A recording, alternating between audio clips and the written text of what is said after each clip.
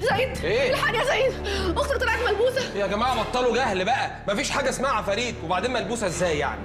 بتمشي على الحيط ولا بتطلع نار من بقها؟ بتمشي على الحيط.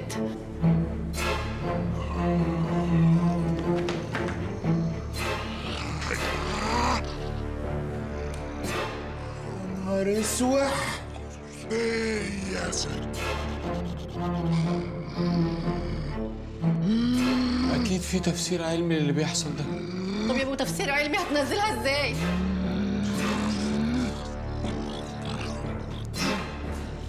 بالراحه عشان ما تهربش. انت ماسك شبشب يا فخر؟ ايوه يا عم، عشان تلوشها انت بالزعافه تقع قلبها انا على دماغها على طول. يا جماعة أنا مش عايزة ضربات على السجادة. بصوا لما تنزل امسكها أنت بالزعافة، اصنعها في أي جنب من الحيطة وأنا هرش عليها بفيروسول. احنا بنصطاد اختنا مش بنصطاد بورس. يا سلام، ما انت عايز تصطاد عفريت بزعافه. اعمل ايه بس يا فخر؟ مش عارفين نجيب فلوسنا من البني ادمين، هنجيبها من العفاريت. يا جماعة احنا لازم نلاقي حل، لازم ناخد فلوسها. بس انا لقيتها. احنا نطلع دلوقتي على اقرب دجال يشوف لنا حل في البت دي.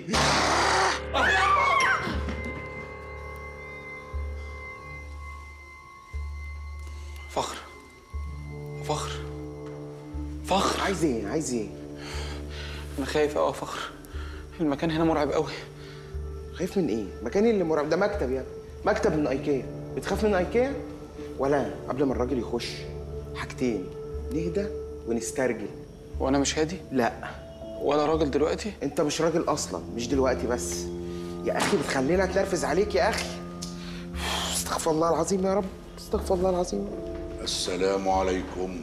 وعليكم السلام يا مولانا. يا نهار اسود، ده شكله يخوف قوي يا فخر. ايه؟ ده لابس طاقية صوف. في ايه؟ ما هي في طاقية عادي زي لابس طاقية يا فخر، انا خايف. اسكت اسكت اسكت.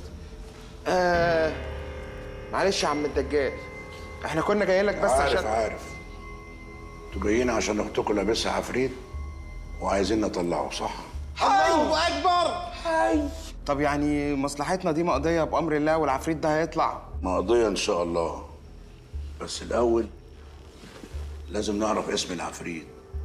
وانا بالنسبة لي عملت اتصالات بالعالم التاني، عالم الجن، وعرفت اسمه.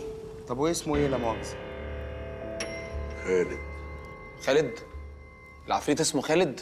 ايوه خالد على طول كده يعني؟ مفيش عفركوش خالد او برتكوش خالد؟ يا ابني، عفركوش وبرتكوش ده في الفانوس السحري اللي هو عمر يا مصطفى.